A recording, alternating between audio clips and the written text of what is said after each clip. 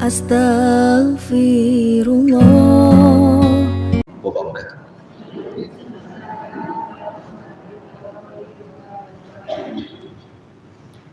Alhamdulillah, wassalatu wassalamu ala rasulillah wa ala alihi wa sahbihi wa mawalah wa la hawla wa la quwata illa billahi wa ba'd. Alhamdulillah, di siang hari ini kita bisa duduk kembali di rumah Allah Subhanahu wa ta'ala.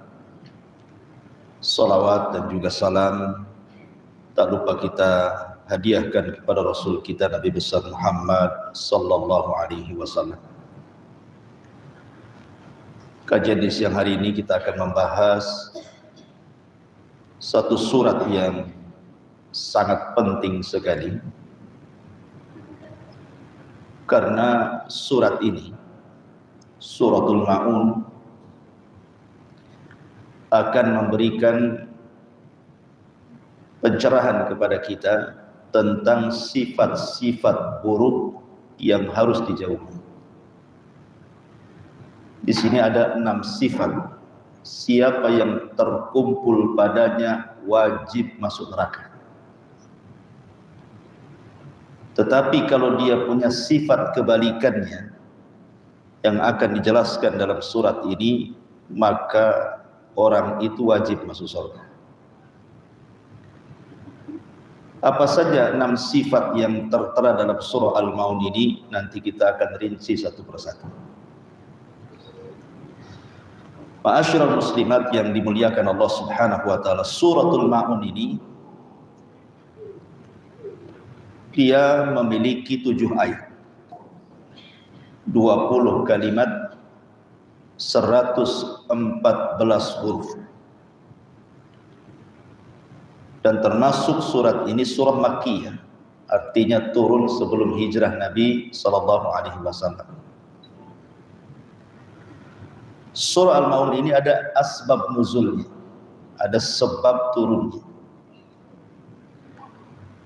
Ada yang mengatakan bahwa surat ini turun kepada orang musyrik yang namanya Al-Walid ibn Mughirah. Ada yang mengatakan surat ini turun kepada Abu Lahab. Ada yang mengatakan surat ini turun kepada Abu Jahal. Tetapi ada juga yang mengatakan surat ini turun kepada Abi Sufyan sebelum masuk Islam. Jadi Abu Sufyan ini orang kaya, termasuk tokoh besar dari tokoh-tokoh Quraisy. Setiap pekan dia selalu menyembelih unta, saking kayanya. Setiap pekan itu dia suka menyembelih 1 ekor unta. Untuk apa? Hanya untuk berpoya-poya, untuk berhura-hura, makan-makan bersama teman-temannya saja. Undang orang banyak yang kaya-kaya, kemudian makan-makan di rumah. Tetapi orang-orang miskin tidak pernah diundang. Jadi dia khusus orang-orang sekelas dia saja. Makanya hati-hati. Kata Nabi SAW, syarrul walimah, seburuk-buruk walimah itu yang banyak diundang orang kayanya, tapi orang miskinnya ditinggalkan. Akhirnya kemudian suatu hari Abi Sufyan ini sedang nyembelih unta. Datang anak yatim, tak pakai baju.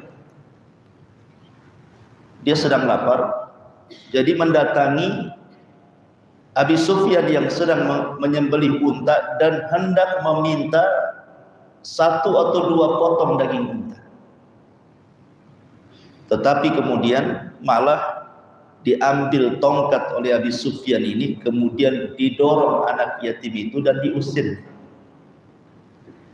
Disinilah Allah Subhanahu wa ta'ala turunkan, ara'aital ladzi yukadzibu biddin fadzalikal ladzi yad'ul yatim. Tidakkah kau lihat orang-orang yang mendustakan agama itu? Merekalah orang-orang yang menghardik anak-anak yatim. Ini sebab turun surah Al-Maun. Perhatikan ayat yang kita baca dari awal. A'udzu billahi minasyaitonir rajim. Bismillahirrahmanirrahim. Ara'aital ladzi yukadzibu biddin. Fadzalikal ladzi yad'ul yatim wa la yahuddu 'ala ta'amil miskin. Fawailul lil musallin alladzina hum an salatihim sahun alladzina hum yura'una wa yamna'una al-ma'. Tidakkah engkau lihat para pendusta agama itu? Mereka lah orang-orang yang menghardik anak yatim dan tidak menganjurkan manusia untuk memberi makan fakir miskin. Celakalah bagi orang-orang yang salat. Orang-orang yang dalam salat mereka lalaikan. Dan orang-orang yang mereka melakukan riya dan mencegah al-ma', memberikan sesuatu yang dipinjam oleh tetangganya. Tadi saya sudah katakan dalam surat ini ada 6 dosa, 6 sifat buruk yang merupakan perbuatan dosa. Kalau terkumpul pada ibu, wajib masuk neraka ibu. Apa 6 sifat ini? Pertama, mendustakan agama. 1. Yang kedua, menghardik anak yatim. Yang ketiga, tidak mau mendorong manusia untuk membantu fakir miskin. Kemudian yang keempat, senantiasa dalam salatnya suka melalaikan. Yang kelima, selalu riya. Dan yang keenam, wa yamna'unal ma'un, bakhil. Tetangganya meminjam sesuatu saja tidak mau dikasih. Ini 6 sifat tercela. Kalau terkumpul, wajabat lahunna, pasti masuk neraka. Artinya bahwa kebalikan dari 6 sifat ini justru dijanjikan surga. Pertama, orang yang membenarkan agama. Yang kedua, orang yang senantiasa menyantuni anak yatim. Yang ketiga, orang-orang yang membantu fakir miskin. Yang keempat, orang-orang yang mereka senantiasa khusyuk dalam salat. Yang kelima, orang-orang yang ikhlas dan tidak riya. Dan yang nomor 6, orang ini sangat dermawan. Sangat dermawan. Jadi 6 sifat ini kalau terkumpul pasti masuk surga. Kalau kebalikannya pasti masuk neraka. Mari kita akan bahas satu persatu. Sebelum saya bahas, saya ingin gambarkan kehidupan orang-orang musyrik di zaman Nabi, biar ibu-ibu sedikit paham. Ketika Nabi SAW berdakwah di Mekah, kebanyakan yang masuk Islam itu anak-anak muda. Jarang orang tua masuk Islam. Justru ada anak muda yang masuk Islam. Itu pun tidak banyak. Tetapi yang jelas yang banyak masuk Islam di zaman itu anak-anak muda. Abu Bakar, Umar, Utsman, Ali. Itu anak-anak muda semua. Tetapi yang menolak dakwah itu justru orang-orang tua. Abu Jahal, Abu Lahab, Al-Walid, Abi Sufyan, itu orang-orang tua. Kenapa yang harusnya orang-orang tua itu harusnya mereka yang masuk Islam? Kenapa anak-anak muda pula yang masuk Islam? Karena orang-orang tua di zaman itu tidak ada perasaan rahmat, kasih sayang kepada manusia. Kalau seandainya Abu Jahal ataupun Abu Lahab ataupun Al-Walid ibn Mughirah punya sedikit rasa sayang dalam hatinya kepada sesama, tentu hidayah akan sampai kepada mereka. Tapi karena kerasnya hati orang-orang tua itu, makanya terhalanglah hidayah. Lah bukti bahwa mereka itu keras hati dan tidak punya rasa kasih sayang digambarkan dalam ayat ini. Karena surah Al-Maun itu sebenarnya sebuah risalah, sebuah seruan kepada umat manusia bukan kepada umat Islam saja, kepada seluruh dunia, bahwa Islam itu agama rahmat. Islam itu agama yang membawa kasih sayang. Tidak sebagaimana yang dituduhkan kepada Islam, bahwa Islam itu agama teroris, agama sadis, agama radikalis, dan yang lain. Tidak. Islam itu tidak ada kekerasan di dalam. Kalaupun ada, itu oknum saja. Islam tidak mengajarkan kekerasan. Karena agama kita ini agama rahmat. Nabi yang diutus juga Nabi rahmat. Dakwahnya juga penuh dengan rahmat. Wa ma arsalnaka illa rahmatan lil alamin. Tidaklah kami utus engkau wahai Muhammad kecuali menjadi rahmat, menebar kasih sayang di tengah-tengah umat.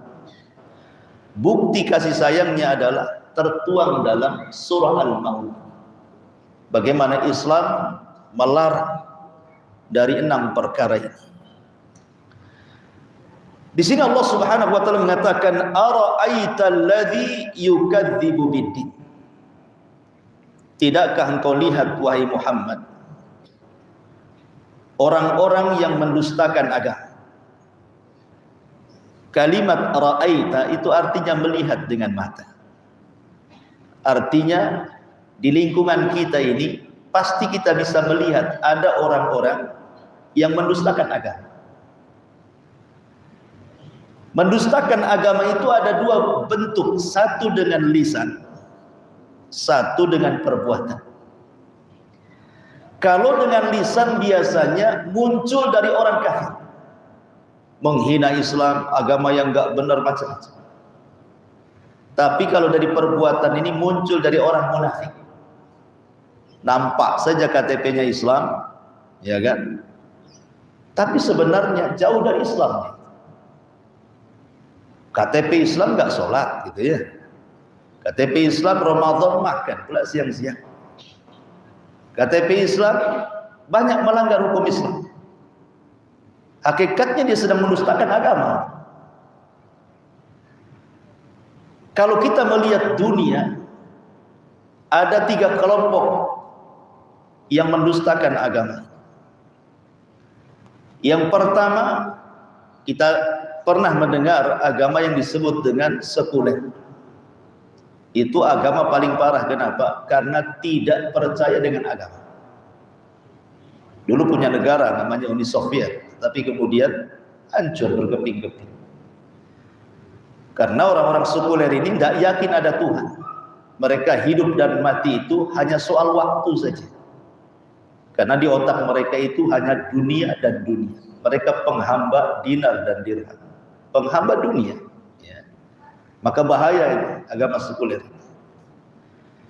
Karena menyelisih fitrah. Fitrah manusia itu harus beragama. Fitrah semua manusia itu pasti harus beragama. Kenapa? Karena ketika manusia dilahirkan itu pasti terlahir fitrah. Arti fitrah itu Allah bekali keimanan kepada rububiyah. Dimanapun manusia pasti akan mencari Tuhan. Di hutan sekalipun. Makanya ada orang nyembah berhala, nyembah batu, nyembah pohon, maknanya di sana ada yang disembah, ada yang menciptakan, walaupun salah mengambil sesembahan kan itu. Tapi orang-orang sekuler ini tidak ada, ke situ tuh tidak ada, menolak fitrah. Ini satu. Kemudian yang kedua dan yang ketiga, yang kedua disebut ahlu kitab.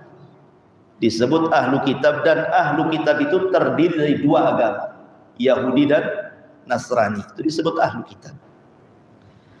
Yahudi dan Nasrani ini sebenarnya tahu tentang kebenaran Islam itu, bukan tidak tahu. Karena Nabi SAW itu sifat-sifatnya tertulis di Taurat dan Injil. Mereka tahu. Contoh nih, di zaman Nabi ada seorang yang bernama Huyai ibn Akhtab.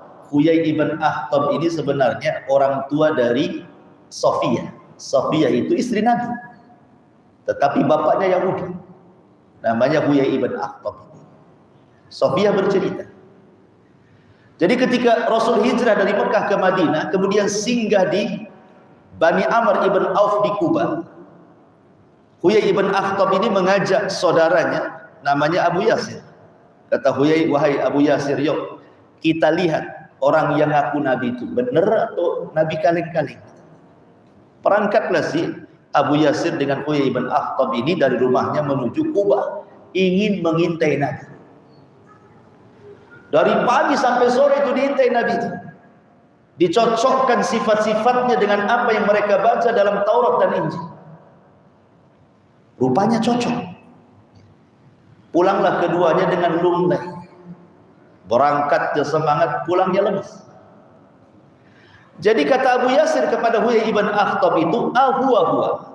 Apakah betul dia nabi yang dicantumkan dalam kitab-kitab kita ini? Kata Huyai ibn Akhtab, iya betul. Persis seperti sifat-sifat yang dicantumkan dalam Taurat dan Injil. Kata Abu Yasir kepada Huyai ibn Akhtab, apakah kita harus mengikuti dia? Kalau memang dia sudah cocok sifat-sifatnya, apakah kita harus mengikuti dia? Dilihat bagaimana hasadnya orang Yahudi. Kata Huyai ibn Akhtab, demi Allah, selama nyawa di kandung badan, aku akan memusuhi dia sampai aku mati. Bukannya beriman, malah bersumpah untuk memusuhi dia sampai mati. Kenapa? Karena orang Yahudi itu, mereka hasad, kenapa Nabi diutus dari orang Arab? Kenapa tidak dari Bani Israel? Dari turunan mereka.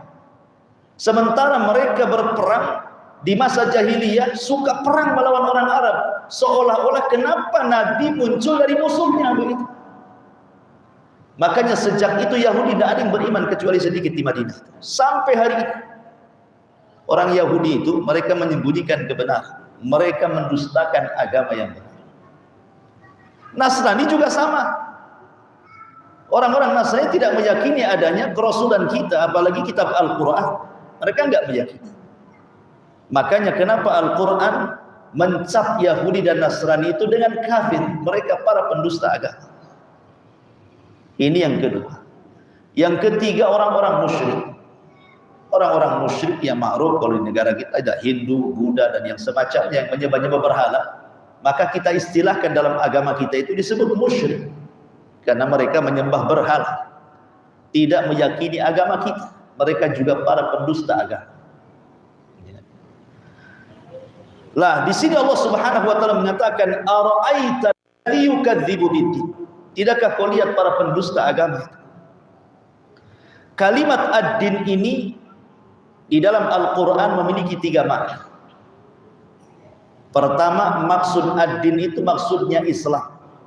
Berarti kalau maknanya Islam, kalau diartikan secara bahasa Indonesia, tidakkah kau lihat orang-orang yang mendustakan Islam?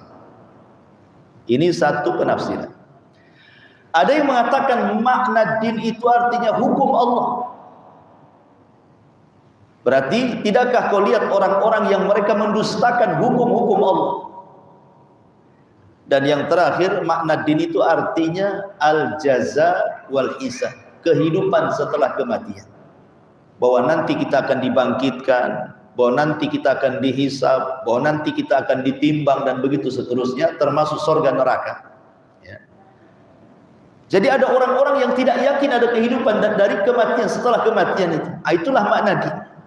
Seperti Allah mengatakan Maliki Yaumuddin, Raja hari pembalasan, Allah Subhanahu wa taala.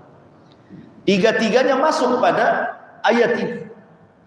Jadi orang yang mengingkari Islam berarti mendustakan agama. Orang yang mengingkari hukum-hukum Allah berarti mendustakan agama. Dan orang yang mengingkari ada kehidupan setelah kematian, dia pun mendustakan agama. Itu maknanya ara'aital ladzi yukadzibu bid-din. Kita lihat bahwa dampak orang yang mengingkari agama, maka Allah akan cabut rahmat di hatinya. Karena setelahnya Allah Subhanahu wa taala mengatakan fadzalikal ladzi yad'ul yatim. Orang kalau sudah mendustakan agama, maka keras hatinya. Ketika keras hatinya tidak ada rasa kasih sayang. Ketika tidak ada rasa kasih sayang, dia enggak peduli dengan orang. Makanya berakhir dengan apa? Yad'ul yatim. Dia mulai menghardik anak yatim. Nabi SAW itu terlahir yatim. Ketika dia di kandungan ibundanya Aminah, bapaknya sudah meninggal.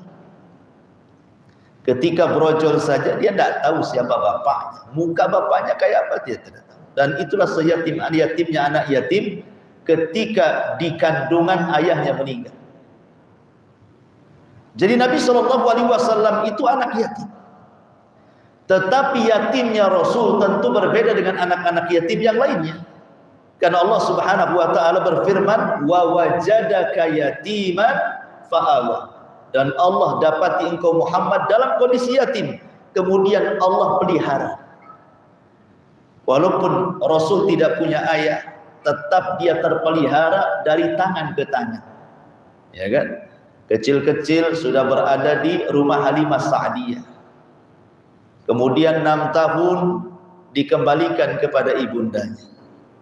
Ibundanya meninggal, kemudian di usia 6 tahun jatuh ke tangan kakeknya Abdul Muthalib. Ketika 2 tahun di kakeknya Abdul Muthalib meninggal, di usia 8 tahun jatuh ke tangan Abu Thalib paman. Jadi Allah Subhanahu wa taala merawat Rasul. Setelah Rasul sallallahu alaihi wasallam kemudian besar dan menikah, Allah jodohkan dengan wanita solehah kaya raya Khadijah. Jadi Nabi SAW banyak diberikan nikmat oleh Allah Azza wa Jalla.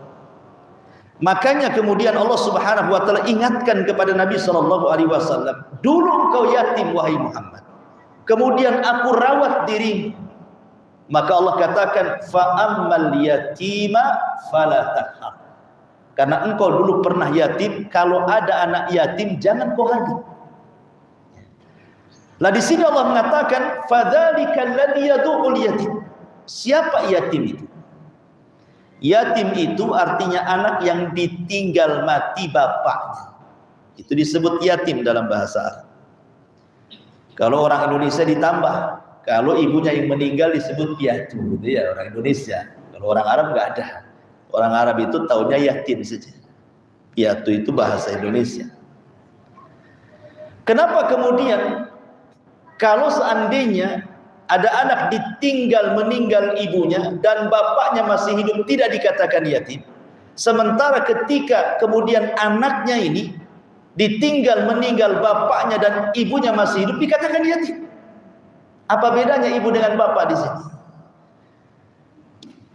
Sebagian ulama mengatakan karena begini, seorang bapak itu kalau dia baik gitu ya, maka dia akan bertanggung jawab dengan anaknya. Ketika sudah tidak ada, maka anak itu susah mendapatkan perlindungan dari ibu.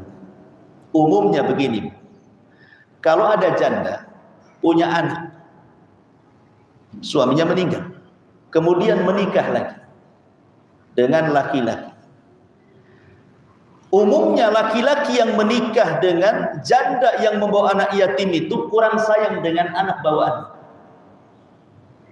Kurang sayang. Beda kalau seandainya ada seorang duda punya anak, nikah dengan seorang wanita, umumnya wanita itu sayang dengan anak bawaan. Seperti itu. Kecuali kalau memang si janda ini mendapatkan laki-laki soleh, lain ceritanya. Insya Allah maka dia akan sayang juga dengan anak bawaannya kan? Tapi umumnya tidak demikian. Bahkan tak jarang kemudian dimusuhi anaknya, ataupun sampai dia hardik, atau mungkin sampai diusir. Dan itu banyak kejadian. Sementara ibu tidak bisa melindungi dari suami barunya kan? Lain kalau bapak, pamannya istrinya barunya nggak sayang dengan anaknya, dia bisa ceraikan nikah lagi kan itu. Disitulah kenapa kemudian anak yang ditinggal meninggal ayah itu lebih dikatakan anak yatim dibandingkan kalau dia punya ayah tidak punya ibu. Karena bapak bisa melindungi. Makanya kenapa Islam itu ketika mendefinisikan yatim adalah anak yang ditinggal mati oleh ayahnya. Ada juga yang memperluas, anak yatim itu tidak mesti ditinggal mati oleh bapaknya. Bisa juga mungkin ibu dengan bapaknya bercerai, kemudian suaminya nikah lagi dengan orang, anaknya ikut ibunya, tidak tanggung jawab dia. Itu juga masuk kategori anak yatim. Ini punya bapak, cerai dengan ibunya, kemudian entah berantah bapaknya kemana. Atau mungkin ada tapi tidak bertanggung jawab sama sekali. Padahal dalam Islam, Bu, perceraian itu hanya berpisah antara suami dan istri saja, tidak memisahkan antara bapak dan anak. Karena tidak ada mantan anak. Kalau mantan istri ada mantan anak, itu mantan anak saya gitu. Darah daging dia kok dibilang mantan, kan enggak. Jadi perceraian itu kan hanya terputus akad saja sebenarnya, bukan memisahkan bapak dengan anak. Tanggung jawab bapak dengan anak itu walaupun sudah cerai dengan istrinya, itu tidak ada bedanya. Baik ketika dia belum bercerai ataupun sudah bercerai, sama saja tanggung jawab. Dalam Islam seperti itu. Tetapi kan banyak kemudian orang-orang tua, bapak-bapak yang sama sekali tidak punya akhlak gitu ya. Ketika sudah bercerai itu bukan hanya berpisah dengan mantannya, dengan anaknya pula diceraikan dia. Nggak mau ngirim, nggak mau tanggung jawab kan itu ya. Berarti tidak punya akal laki-laki seperti itu. Taib, ada juga yang mengembangkan seperti itu. Jadi walaupun dia ada bapaknya tapi tidak bertanggung jawab atau pergi entah berantah, itu pun dikategorikan anak yatim. Bahkan terkadang anak yatim yang kedua, definisi yang kedua lebih parah dibandingkan definisi yang pertama. Kondisinya terkadang di lapangan seperti itu. Artinya begini, kalau ada anak, bapaknya meninggal, terkadang masih punyalah dia warisan dari bapak. Kalau bapaknya pembisnis, punya rumah, punya mobil, masihlah anaknya dapat warisan bapak. Kalau ditinggal mati bapaknya. Yang jadi masalah tidak ditinggal mati bapaknya, tetapi bapaknya bercerai dengan ibunya, kemudian pergi, diambillah hartanya. Kemudian anak ini menjadi miskin dengan ibunya, kan dia tinggal lagi. Terkadang orang yang ditinggal pergi bapaknya lebih parah kondisinya dibandingkan yang bapaknya meninggal, karena dia dapat warisan masalahnya. Makanya itu juga termasuk, ada yang mengatakan itu juga anak yatim, harus ditolong juga. Oh jangan, itu bukan anak yatim itu katanya, bapaknya masih ada, hidupnya susah, yatim juga. Karena yatim itu artinya tidak punya perlindungan dari bapaknya kan itu. Ma'asyiral muslimat yang dimuliakan Allah Azza wa Jalla, Nabi SAW mencontohkan bagaimana dia mengkafil anak yatim. Dulu ada seorang sahabat namanya Abu Salam, punya istri namanya Ummu Salam. Meninggallah Abu Salamah setelah perang Uhud, terluka, sakit, mati. Sedihlah Ummu Salamah. Setelah kemudian Ummu Salamah selesai di masa iddahnya, banyaklah sahabat-sahabat itu yang ganteng-ganteng, yang kaya-kaya, yang cerdas-cerdas melamar Ummu Salamah. Tapi semua ditolak. Tidak ada yang diterima Ummu Salamah. Kenapa alasan Ummu Salamah menolak laki-laki padahal yang ganteng banyak yang melamar dia, yang kaya banyak yang melamar dia, sahabat-sahabat senior yang melamar dia, ditolak semuanya. Alasannya apa? Kata Ummu Salamah, demi Allah tidak ada laki-laki yang lebih aku cintai daripada Abu Salam. Cintanya mati sama Abu Salam. Jadi ketika Abu Salam meninggal, tidak ada lagi hatinya tertambat sama siapa. Lain dengan ibu-ibu. Kalau suaminya meninggal, bagus tinggal lagi Bu ya. Tapi ini Ummu Salamah ini betul-betul cinta dengan Abu Salam. Ketika meninggal Abu Salam, Rasul datang. Ummu Salamah berdoalah kepada Allah. Quli Allahumma jurni fi musibati wa khluf li khairan min zawji. Katakan wahai Ummu Salamah, ya Allah, berikanlah pahala akan musibah yang menimpaku dan berikanlah ganti yang terbaik daripada suami. Kemudian Ummu Salamah mengatakan, ya Rasulullah, kalau kalimat yang pertama maulah saya ucapkan. Ya Allah, berikan pahala atas musibah yang menimpaku. Tapi kalimat yang kedua saya tak mau. Kalau harus Allah gantikan dengan laki-laki yang lebih baik daripada Abu Salamah. Karena cinta matinya Ummu Salamah kepada Abu Salamah. Tidak mau suruh doa yang kedua, tidak mau. Tapi kata Rasulullah, sudah katakan saja. Karena Rasul yang memerintahkan, akhirnya Ummu Salamah pun mengucapkan juga kalimat yang kedua. Ya Allah, gantikan Abu Salamah dengan pengganti yang lebih baik kalau ada. Akhirnya waktu pun berlalu. Tiba-tiba kemudian Ummu Salamah dikagetkan dengan Rasulullah. Tiba-tiba Rasul meminang Ummu Salamah.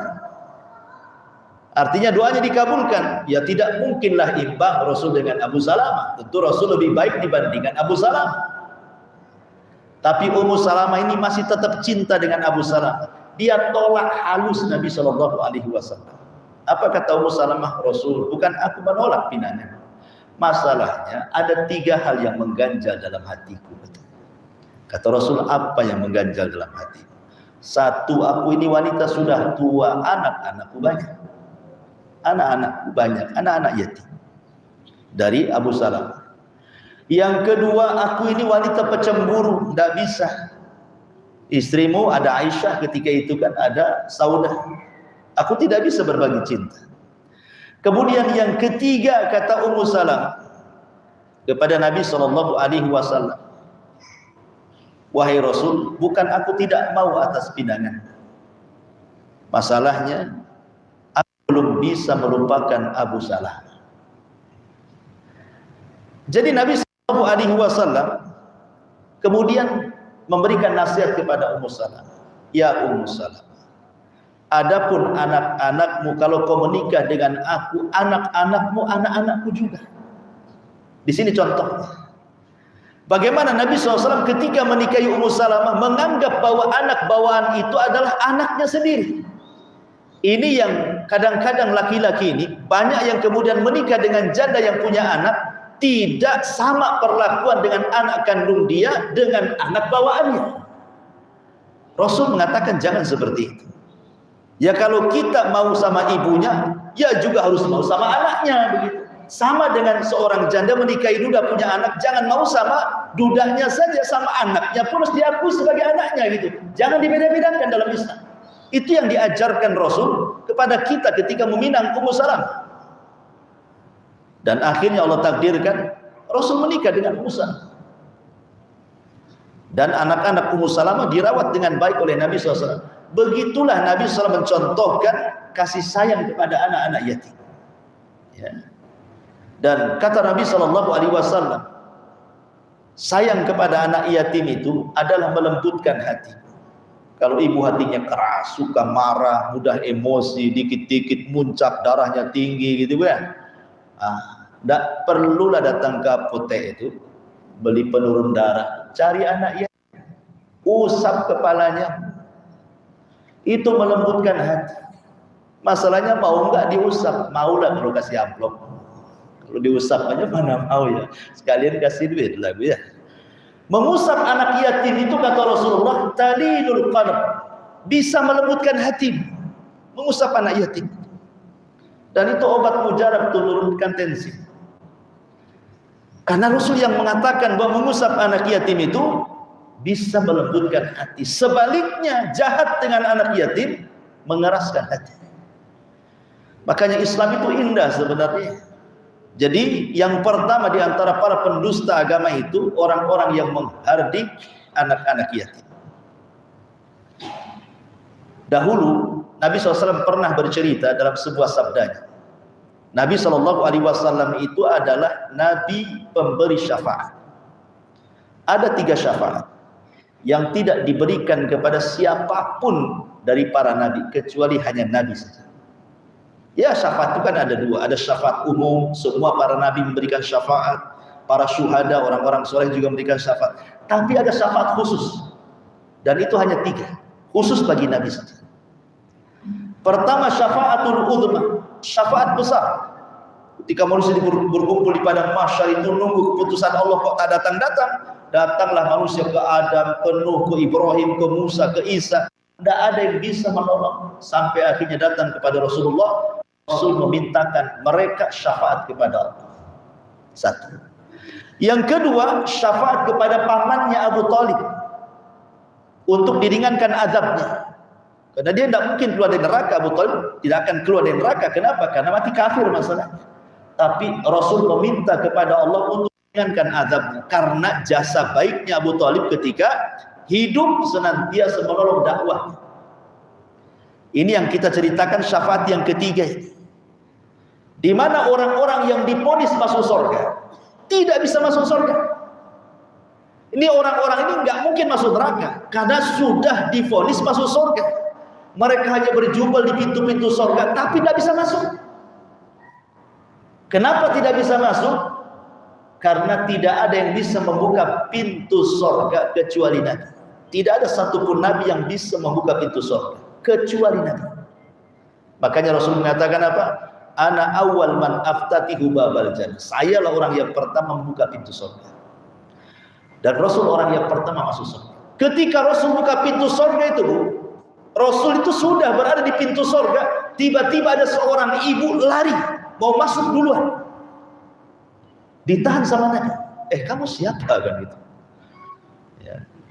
Kemudian dia mengatakan, saya seorang wanita yang ketika di dunia banyak merawat anak-anak yatim.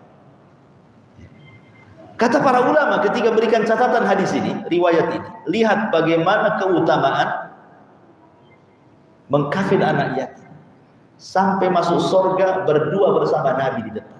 Dari sini Nabi SAW mengatakan apa? Ana wa kafirul yatim fil jannati kahataini, kata Rasul gitu. Saya dan para pengkafil anak yatim di surga seperti ini, kata Rasul. Sambil menegakkan jari tengahnya dan telunjuknya kemudian dirapatkan. Seperti ini, kata Rasul. Itulah keutamaan orang-orang yang mengkafil anak yatim. Tapi mengkafil itu bukan setahun sekali. Bukan ke Ramadan, undang anak yatim ke rumah, kasih amplop satu-satu. Itu bukan mengkafil, itu sedekah. Mengkafil anak yatim itu artinya merawat, satu ngasih makan dia, satu ngasih pendidikan dia, sampai dia balik. Jadi bapaknya nih, ada anak yatim perempuan. Bapaknya meninggal, usianya 2 tahun. Kita minta supaya tinggal di rumah kita, ibunya tak mau, nggak apa-apa. Tapi bilang sama ibunya, Bu, anak ibu saya tanggung sampai usia 9 tahun. Karena baliknya perempuan kan 9 tahun. Ya. Saya tanggung sampai 9 tahun, berarti dari usia 2 tahun, kemudian 3 tahun, 4 tahun, 5 tahun, 6 tahun, 7 tahun, 8 tahun, 9 tahun. Berarti 8 tahun. Saya berapa dia makannya sehari? Nanti kalau sudah umur 6 tahun kan masuk TK. Nah, berapa pendidikan dia di TK-nya nanti? Nah, kalau sudah 9 tahun Bu, ibu stop. Tidak memberikan lagi, sampai di sinilah ibu mengkafil anak yatim. Karena kalau sudah balik bukan disebut anak yatim lagi. Ya, kalau balik dikatakan anak yatim, saya anak yatim. Orang tua saya kan sudah meninggal. Tapi kan yatim dibatasi dengan akil balik. Ya. Jadi kalau sudah 9 tahun anak perempuan yang yatim itu kita kafalah, kita berikan bantuan makan dia dari kecil sampai dia besar, sampai usia 9 tahun, itulah yang disebut dengan kafilul yatim. Kalau sudah 9 tahun ke atas bukan kafil yatim. Kalau ibu masih kasihan, itu namanya sedekah fakir miskin. Statusnya berubah. Bukan yatim lagi, tetapi menjadi fakir ataupun miskin. Bisa dipahami? Baik ya. Ini yang pertama. Fadzalikal ladzi yadu'ul yatim. Kemudian yang kedua, Allah mengatakan di antara sifat para pendusta agama itu, wala yahuddu ala ta'amil miskin. Dan tidak menganjurkan orang untuk memberi makan fakir miskin. Terkadang kalau kita lihat di masyarakat, ada orang itu yang bakhilnya double. Apa itu bakhilnya double itu maksudnya?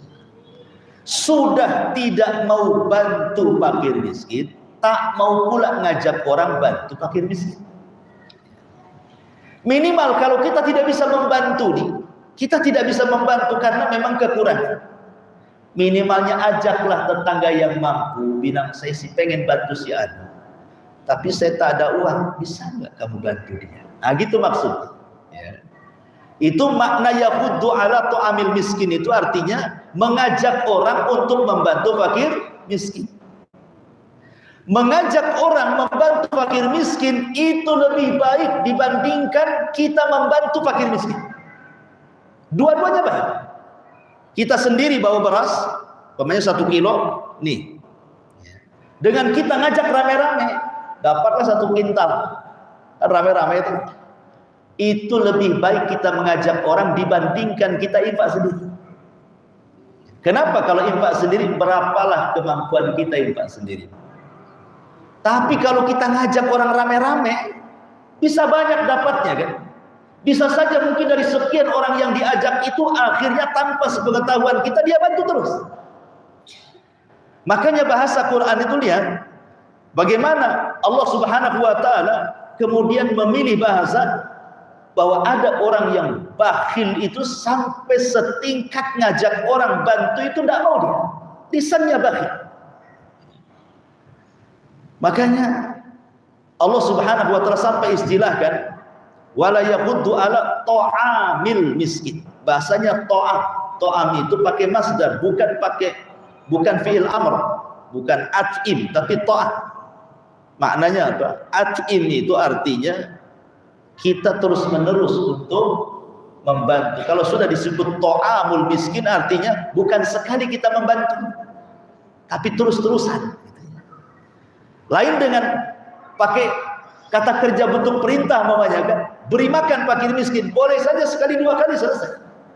Tapi ketika tidak menggunakan kata kerja bentuk perintah, tapi menggunakan masdar ta'am, menunjukkan bahwa membantu bukan hanya sekali. Kalau ada rezeki lagi, bantu lagi. Kalau ada rezeki, bantu lagi. Kalau ada waktu, ajak lagi. Oh, ini tetangga ini sudah bantu, saya cari lagi lah yang lain yang bisa bantu. Dan begitu seterusnya. Dan ada sebagian ulama mengatakan bahwa memberikan zakat kepada satu orang itu jauh lebih baik dibandingkan memberikan zakat ke banyak orang. Umpamanya zakat, ibu anggaplah punya uang banyak, zakatnya sampai 30 juta zakat per tahunnya itu. 30 juta ibu kasih kepada 100 orang, berapalah satu orang kan? Kan tidak banyak, boleh jadi seminggu habis, ya kan? Tapi kalau yang 30 juta kita cari satu anak ataupun satu orang miskin yang dilihatnya dia soleh orangnya, taat beribadah kepada Allah gitu, orangnya sabar, kasih semua sama dia. Itu lebih baik dibandingkan kita sebarkan zakat ke banyak orang. Karena boleh jadi mungkin yang 30 juta kita berikan kepada dia, akhirnya dia digunakan untuk modal. Akhirnya tidak miskin lagi. Boleh jadi kemudian dia kaya, akhirnya dia pula yang zakat. Ya semuanya baik gitu ya. Mau disebar ke banyak orang juga baik, ke satu orang baik. Tapi kan kita bicara tentang afdoliyah di sini. Mana yang lebih afdol kan begitu. Dan jangan sembarang juga ngasih orang, kan lihat-lihat kita ini kalau mau bantu orang juga kan. Ini orang miskin sudah tidak sholat, mabok lagi, dikasih zakat makin senang. Mabok pula kan itu ya. Makanya pilih-pilih. Oh, nampak ini orang soleh nih, rajin sholatnya, sabar, deketi dulu, jangan dikasih ya. Tanya-tanya dulu. Kalau pantas, kasih sama dia. Baik, masyarakat muslimat yang dimuliakan Allah Azza wa Jalla. Apa sih miskin? Miskin itu beda dengan fakir. Kalau fakir itu di bawahnya miskin. Kalau miskin itu di atasnya fakir. Fakir itu sama sekali memang tidak punya pekerjaan. Boleh jadi dia sakit sehingga tidak bisa bekerja, mungkin dia janda gitu ya. Sakit lagi. Ya, udah kontrak lagi, udah sakit, tidak bisa kerja, akhirnya hanya bisa menengadahkan tangan kepada orang lain. Itu disebut fakir. Karena tidak punya pekerjaan. Tapi kalau miskin ini punya pekerjaan tetapi tidak mencukupi. Anak 10, ya kan? Kerja jadi helper tukang. Kadang masuk, kadang tidak karena suka hujan. Kemudian per bulan yang harusnya dapat 3 juta cuma dapat 500. Anak 10 sekolah di mana-mana kan gitu ya. Gak cukup dia, utang sana sini. Itu disebut miskin namanya. Dia punya pekerjaan tetapi tidak mencukupi. Kalau fakir sama sekali dia tidak punya pekerjaan. Mungkin karena kelemahan dia atau kan memang gak ada kerjaan gitu. Tetapi tentu kalau definisi ini kita terang di hari ini, ya boleh jadi mungkin akan sulit gitu ya. Minimalnya kalaupun tidak seperti definisi ini, maka lihatlah di masyarakat itu sesuai dengan adat kebiasaan masyarakat. Oh, di lingkungan sini semua punya mobil, umpamanya kan. Oh, yang itu tak punya, pakai sepeda ontel. Oh, boleh jadi itu yang paling miskin. Nah, gitu loh ini ya cara melihatnya. Ya. Sebab kalau kita ngikutin definisi ini ya sulit sekali nyarinya nanti. Ya, jadi lihatlah kebiasaan. Oh, orang sini punya rumahnya besar-besar, ini kecil sendiri. Oh, jangan-jangan dia miskin, gitu lah maksudnya. Jadi pandangannya itu diglobalkan. Ini yang kedua, dan menyantuni anak yatim luar biasa. Karena Nabi SAW ketika pertama datang dari Mekah ke Madinah, yang pertama kali didakwahkan Rasul, ceramah pertama ketika Rasul hijrah dari Mekah ke Madinah itu apa? Ayyuhan nas, absus salam bainakum, wa at'imut ta'am, wasilul arham, wa sallu bil laili wan nasun niyam, tadkhulul jannata bisalam. Ini ceramah pertama kali Rasul ketika hijrah dari Mekah ke Madinah. Wahai manusia, sebarkan salam. Kemudian berikan makan orang-orang yang kesusahan. Kemudian sambunglah silaturahim sesama kalian. Kemudian sholatlah di malam manusia sedang tertidur, maka Anda akan masuk surga dengan selamat, kata Rasul. Ketika ada seorang tokoh Yahudi namanya Abdullah ibn Salam mendengar ceramah ini, masuk hidayah, akhirnya masuk Islam. Gara-gara mendengar ceramah ini, betapa lembutnya Islam. Ini yang kedua dari sifat-sifat orang-orang yang mendustakan agama. Kemudian yang ketiga, wala yahuddu ala ta'amil miskin fawailun lil musallin. Bu, kalau baca Quran lagi sholat, Bu, jangan titik sampai di sini kemudian ruku. Namanya gue lagi sholat nih, Allahu Akbar, baca Fatihah, baca pula setelah itu surah Al-Ma'un. Ketika sampai fawailul lil musallin, Allahu Akbar, ruku ibu, jangan, ya, jangan titik sampai di sini, bahaya. Sebab lihat artinya, celaka orang-orang yang sholat, tiba-tiba ibu ruku, ibu mencela diri sendiri namanya. Ibu kan lagi sholat kan gitu ya. Tahu-tahu ibu mengatakan celaka orang sholat. Ibu lagi sholat, berhenti pula ayatnya sampai di sini, kemudian ibu ruku. Itu ibu mencela diri sendiri namanya. Senanglah orang-orang yang tidak sholat, karena tidak celaka kan. Maka jangan sampai di sini bacaannya. Lanjut. Ya. Fawailul lil musallin alladzina hum an salatihim sahun. Boleh di situ ruku Allahu Akbar karena sudah sempurna maknanya. Itulah pentingnya kita memahami makna Quran itu, supaya jangan salah berhenti di situ. Baru setelah celakalah orang-orang yang sholat. Siapa orang yang sholat yang celaka itu? Orang yang suka melalaikan sholatnya. Baru ruku, itu sempurna maknanya. Berarti yang celaka ini bukan yang sholat, tetapi yang melalaikan sholat, itu maksud. Siapa orang yang melalaikan sholat? Pertanyaannya. Ulama tafsir mengatakan bahwa yang dimaksud orang yang melalaikan sholat itu adalah orang yang suka mengakhir-akhirkan waktu sholat. Ya. Dia tidak pernah disiplin. Pokoknya diakhir-akhirkan. Kalau zuhur itu maunya 2:30, gitu ya. Asar itu 5:30, maghrib nanti 6:30, nanti isya 6:30, gitu ya. Jadi dibuat setengah-setengah, ya dapat setengah lah pahalanya ya. Intinya bahwa orang yang suka mengakhir-akhirkan, kenapa? Karena biasanya orang kalau sudah sholatnya diakhir-akhirkan jarang khusyuk. Zuhur 2:30 umpamanya kan. Ini 2:30 ibu belum sholat contoh. Sholat lah Bu, masih waktu, masih ada setengah jam. Akhirnya terus berjalan tuh detik itu sampai ke menit. Tinggal 10 menit, sibuk lah. Wah, dibawa habis waktunya. Wudhunya sudah tergesa-gesa kan itu. Sholatnya seperti ayam lapar dikasih beras, si matu saja cepat kali patuannya. Bacaannya pun nggak jelas yang dibaca. Tahu-tahu salam saja. Kadang-kadang saking cepatnya lupa berapa rakaat, baru 2 rakaat dah salam. Gitu. Jadi kadang-kadang orang kalau sudah diakhir-akhirkan Bu, itu dijamin tidak akan khusyuk. Makanya celaka orang sholat kayak gini. Allah mengatakan fawailul lil musallin, celaka orang yang sholat yang suka mengakhir-akhirkan waktu. Ada juga yang mengatakan Termasuk juga orang-orang yang tidak peduli dengan sholatnya. Dia sholat tapi tidak peduli dengan sholatnya. Tidak peduli dengan gerakannya, tidak peduli dengan bacaannya, tidak peduli dengan khusyuk tumakninahnya. Yang penting sholat. Itu juga masuk melalaikan. Makanya kenapa kemudian kebalikan daripada orang yang melalaikan adalah orang yang khusyuk. Ya. Di sini ada beberapa poin, ada sekitar 10 poin saya baca secara singkat tentang sebab khusyuk sholat supaya jangan melalaikan sholat.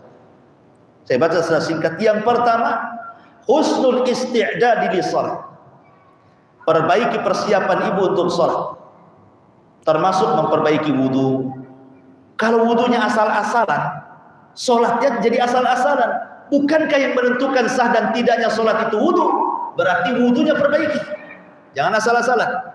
Betul-betul perbaiki wudunya. Kemudian perbaiki tempat sholatnya. Ya. Kalau bisa di rumah itu ada satu ruangan yang bersih, taruhlah saja ada di situ. Ini enggak. Hari ini sholat di dapur, besok di ruang tamu, besok lagi mana musolanya? Kok loncat-loncat musolanya kan? Ya. Kalau bisa itu di rumah, nggak apa-apa, rumah kan nggak harus besar, ya. Kecil pun nggak apa-apa. Tapi ada satu ruangan itu yang memang bersih di situ. Taruhlah sajadah, anggaplah itu mihrab ibu di situ, jangan dipindah-pindah, supaya khusyuk di situ. Sebab kalau pindah-pindah bu, nanti ketika sholat itu bu, pemandangannya beda-beda. Di dapur tengok bawah, di sholatnya masalah. Ruang tengah, centang perenang itunya ya, meja kursi. Kepikiran nantinya. Jadi perbaiki sebelum sholat itu kita harus perbaiki tempat sholat kita, ya kan, bersih tidaknya, najis tidaknya, kotor tidaknya, wudunya juga diperbaiki, termasuk pakaian yang kita pakai juga. Jangan pula ibu masak pakai baju itu, sholat juga pakai baju itu, ke pasar pakai baju itu ya. Jadi kalau bisa memang dipersiapkan, ini baju untuk sholat, kena bahasa kitanya.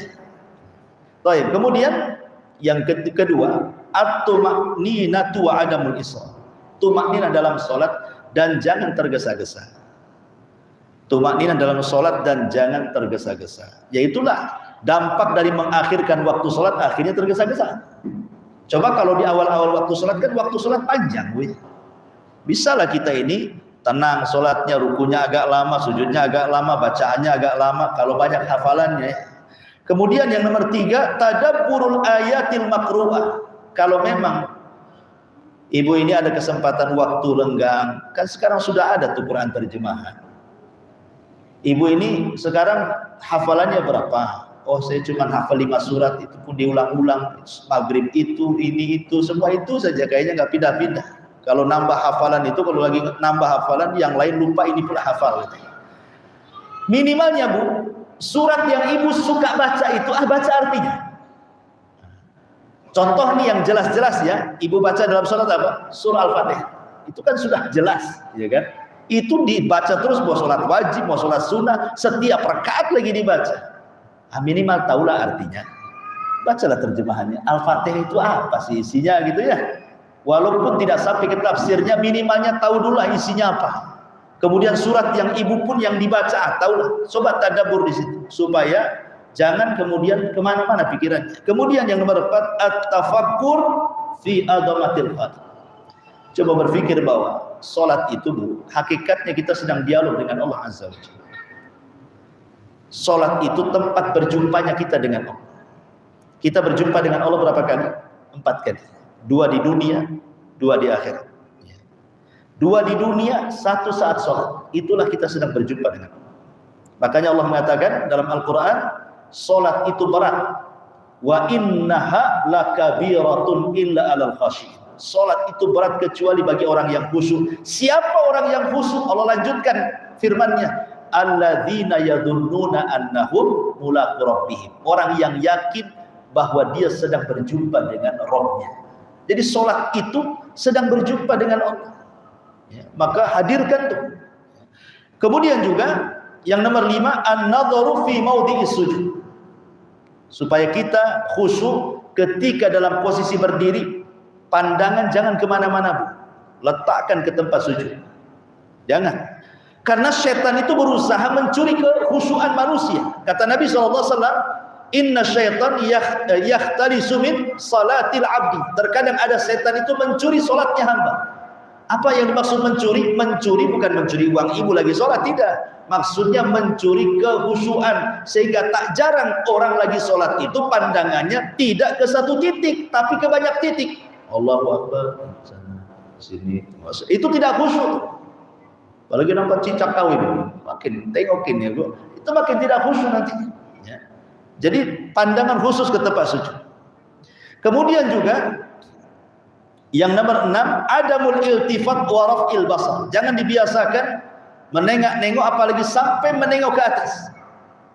Kemudian yang nomor 7, an ya'lam annallaha yujibuhu fi salatihi wa yunaji. Yakini bahwa ketika kita membaca bacaan dalam salat khususnya Al-Fatihah, itu ibu sedang berdialog, sedang ngomong dengan Allah. Kan ada jawabannya itu.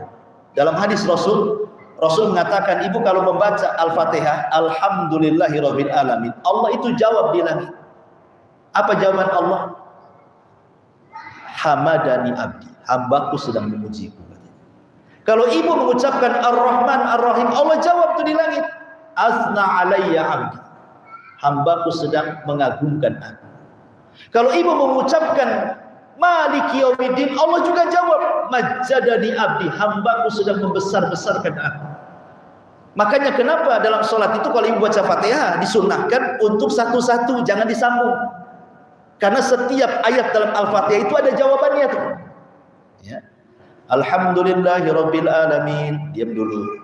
Ar-Rahmanir Rahim, diam dulu. Karena itu ada jawaban di situ. Itu disebut tartil nanti. Setiap ayat berhenti, lah hakikatnya kalau ibu sedang berdialog itu, ketentukan tidak mungkin lah ibu berdialog dengan, anggaplah siap di sinilah wali kota. Wali kota datang ke rumah. Ibu ngomong sama wali kota, hati-hati ngomongnya kan. Beradab kali dengan wali kota. Padahal di sana ada Tuhan yang menciptakan wali kota. Tak ada adabnya kadang-kadang kita. Ya. Jadi kita seolah-olah sedang berjumpa dengan Allah, sedang munajat dengan Allah. Insya Allah itu khusyuk akan datang di sini. Kemudian yang nomor 8, tartilul Quran wa tahsinus saut bih. Berusaha untuk mentartilkan bacaan Quran dan membaguskan bacaannya. Kemudian yang nomor 9, izalatu ma yushghilu anis shalah. Buang semua yang bisa mengganggu salat. Ya. Pamannya ibu dari pasar lagi pegang dompet, jangan taruh di depan, Bu. Ya, depan, Allahu Akbar, tengokin dompetnya, kapan lah itu penuh isinya, nanti kan kebayang jadinya ya. Jadi apapun, tah kunci, tah apa ya, jangan diletakkan di depan. Meletakkan kunci itu mubah, Bu. Cuman kalau mengganggu sholat jadi makruh jadinya. Kalau bisa dihindari, termasuk juga sajadah, Bu. Kalau beli sajadah itu cari yang polos-polos saja, supaya jangan ganggu. Ya. Kalau sajadah sekarang kan macam-macam tuh gambarnya, Bu ya. Ada gambar masjid, menaranya banyak di situ. Nanti kebayang tuh, oh, ini enggak pandai ini yang ngukir. Menaranya satunya kok tinggi sebelah. Jadi nanti kebayang, Bu ya. Kalau bisa cari yang polos-polos kan enggak kegambar jadinya, enggak komentar kepada gambar itu. Jadi ini juga penting. Ya. Kemudian ya termasuk juga kalau ngajari anak-anak gitu kan. Sama juga.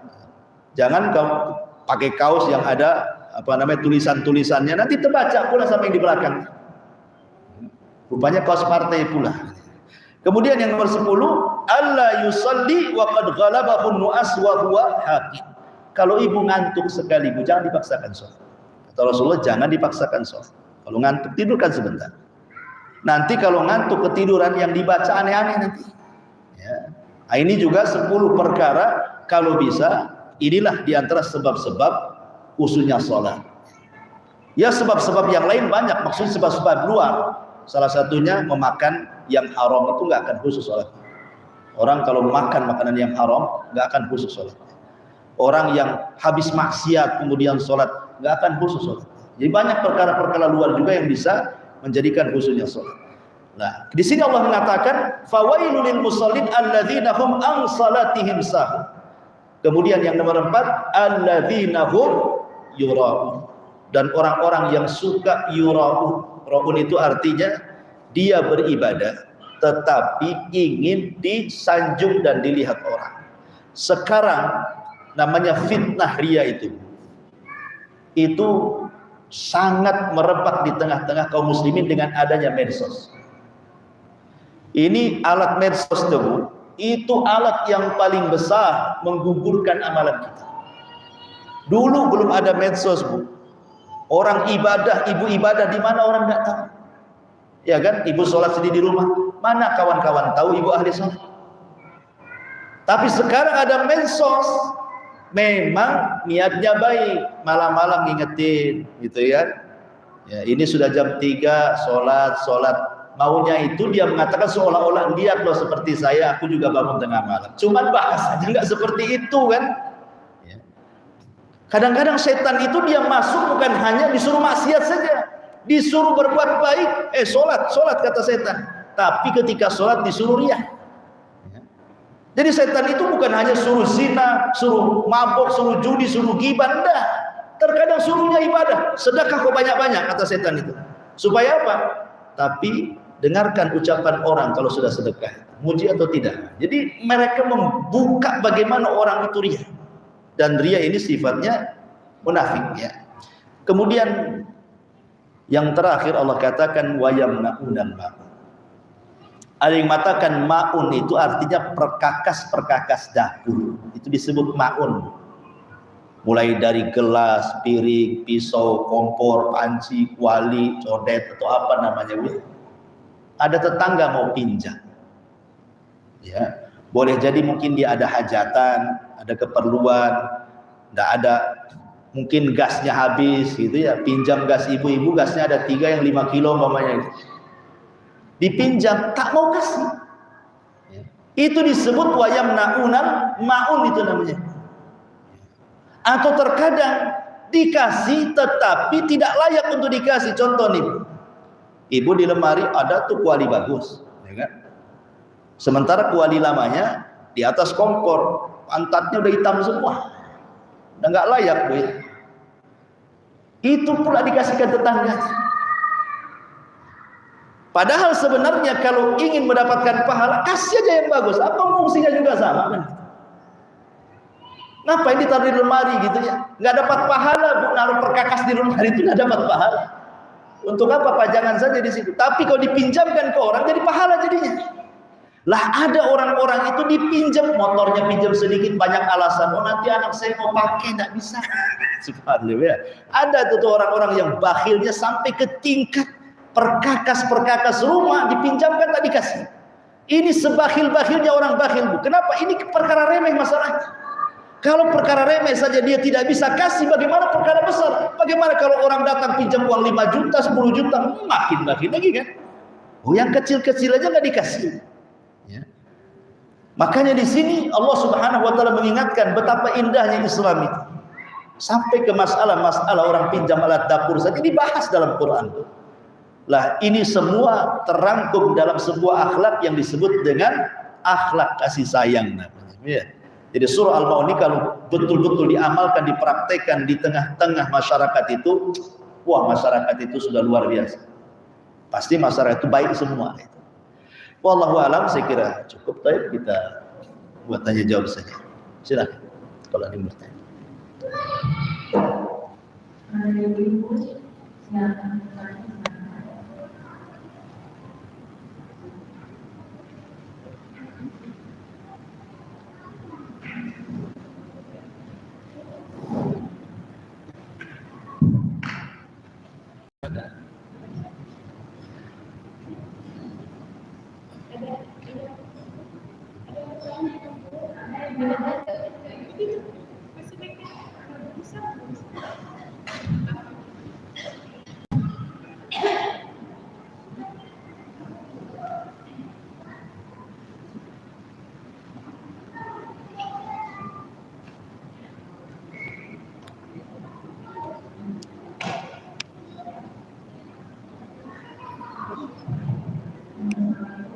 Waalaikumsalam.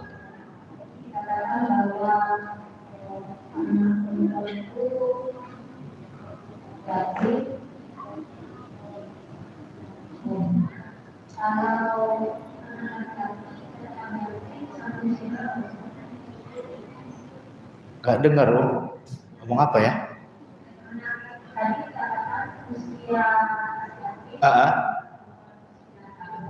Sampai balik. Anak laki-laki sampai 15 tahun balik. Tadi kan saya contohkan anak perempuan ya, 9 tahun. Kalau laki-laki 15 tahun.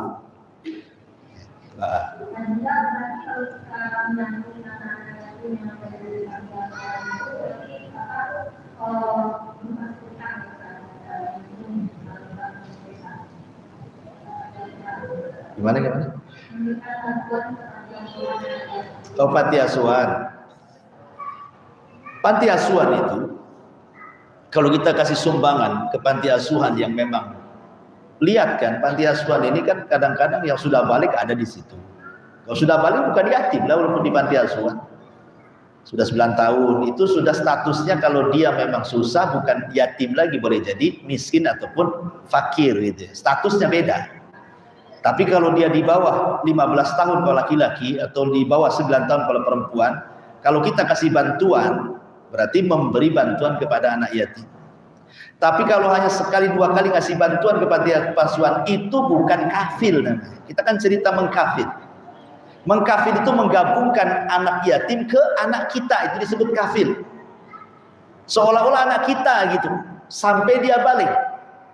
Jadi selama anggaplah 10 tahun ataupun 13 tahun, saya yang nanggung dia kehidupannya. Walaupun dia tidak satu rumah dengan kita, walaupun dia mungkin tetangga kita, hidup sama ibunya, tetapi kita tiap bulan kita kasih duit.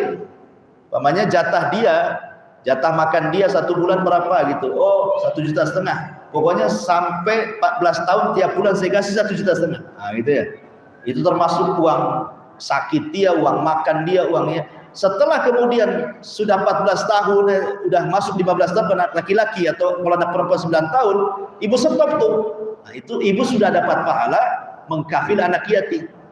Ibu akan berdua bersama Rasul di surga. Ya.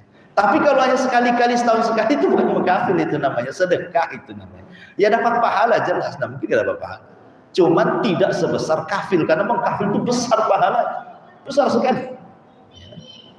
Coba bayangkan juga, kita ini bukan sahabat Nabi, tidak hidup di masa Nabi. Kita ini berjauhan dengan Nabi itu 14 abad yang silam, sudah nggak ketemu. Berapa generasi? Tiba-tiba kita bersama Nabi di surga seperti ini, coba ya. Ini apa nggak besar pahalanya? Orang saja pengen berjumpa dengan Nabi di zaman itu, para sahabat cintanya dengan Nabi luar biasa. Makanya kenapa besarnya pahala juga disesuaikan dengan besarnya pengorbanan gitu maksudnya kan. Ini kan berkorban kan. Tapi insya Allah jangan dikira kalau umpamanya kita mengkafir anak yatim dengan tiap bulan kita kasih 1 juta, 2,5 juta umpamanya sampai dia balik, berarti harta kita habis. Tidak, Allah ganti harta itu. Ya, mana qasamin mali sedekah. Karena harta yang disedekahkan nggak mungkin kurang. Asal yakin saja. Ya, kalau tidak yakin ya begitulah. Kalau paradigmanya sekuler ya kan, ya iyalah kita kasih 1,5 juta hilang, 1,5 juta di rekening. Tapi kalau paradigma Quran terbalik, kalau kita kasih 1,5 juta Allah lipatkan 700 kali lipat. Itu kalau paradigmanya Quran, ya paradigma Islam. Ya kalau sekuler iyalah, kalau penyembah harta ya harta hilang pula di dompet gitu. Jadi kita orang Islam harus yakin. Dan sudah banyak kok Bu. Karena begini Bu ya, anak yatim ini kalau kita mengkafil atau berbuat baik kepada mereka, itu bisa mentarbiah anak-anak kita dan bisa mentarbiah masyarakat. Maksudnya gimana? Jadi kalau kita ini berbuat baik kepada anak yatim, ini hari ini kita berbuat baik kepada anak yatim, mungkin kita tidak bisa sampai ke kafil lah ya, karena kita belum sanggup ya, tapi minimalnya entah beberapa bulan sekali kita kasih bantuan, ya kan? Entah berapa, ya sekemampuan kita lah bantu. Nanti kalau Allah Subhanahu wa taala takdirkan kita wafat, maka anak-anak kita itu dijaga malaikat. Ya, dijaga malaikat sebagai bentuk kita berbuat baik kepada anak yatim, maka sebagai balasannya Allah jaga anak-anak kita setelah kematian kita. Itu sebenarnya mentarbiah anak-anak juga. Ketika kita lembut kepada anak yatim, nanti anak-anak itu lembut sama kita. Itu maksudnya. Itulah namanya al-jaza min jinsil amal. Namanya balasan itu disesuaikan dengan perbuatan. Boleh jadi mungkin anak-anak kita keras kurang ajar sama orang tua karena kita juga tidak punya kasihan sama anak yatim, anak orang fakir miskin. Kemudian yang kedua, bisa membantu tarbiyah masyarakat. Sebab begini, kalau anak yatim dibiarkan dengan keyatimannya, tidak ada orang yang memberikan kasih sayang, nanti dia hidup menjadi orang jahat sehingga dendam sama orang. Itu yang dikhawatirkan. Akhirnya jadi maling, jadi rampok, jadi kan kasihan gitu. Karena dia berpikir dia dendam sama manusia, nggak ada yang bantu dia kan gitu. Sehingga jadi tumbuh akhlaknya jelek jadinya. Kalau sudah jelek jadi orang jahat nanti, rusak nanti masyarakat. Jadi itu tarbiyah kepada dalam rumah, tarbiyah juga kepada masyarakat. Jadi Islam itu memang indah gitu. Dia memperbaiki semua lini baik dalam rumah atau di luar rumah. Salah satunya ya tadi mentarbiyah anak yatim supaya jangan ada kerusakan. Di rumah tidak rusak, di luar rumah pun tidak rusak. Nah, itulah faedahnya. Wallahu a'lam. Sudah? Oke. Ya, alhamdulillah, mudah-mudahan kajian di siang hari ini bermanfaat. Berdoa kepada Allah Subhanahu wa taala semoga Allah Subhanahu wa taala memberikan keistiqomahan kepada kita. A'udzubillahi minasyaitonir rajim. Ihdinas siratal mustaqim. Ihdinas siratal mustaqim siratal ladzina an'amta 'alaihim ghairil maghdubi 'alaihim waladdallin. Allahumma nas'alukal jannah wa ma qarraba ilaiha min qawli wa amal wa na'udzubika min sakhatika wan nar. Allahumma arinal haqqo haqqan warzuqna ittiba'ah wa arinal batila batila warzuqna ijtinabah. Allahumma waffiqna ilal khair, Allahumma waffiqna ila sunnati nabiyyina Muhammadin sallallahu alaihi wasallam. Allahumma nas'alukal huda wat tuqa wal afafa wal ghina. Rabbana atina fid dunya hasanah wa fil akhirati hasanah wa qina adzabannar. Subhanakallahumma bihamdika asyhadu an la ilaha illa anta astaghfiruka wa atubu ilaik. Allahu ta'ala. Assalamualaikum warahmatullahi wabarakatuh.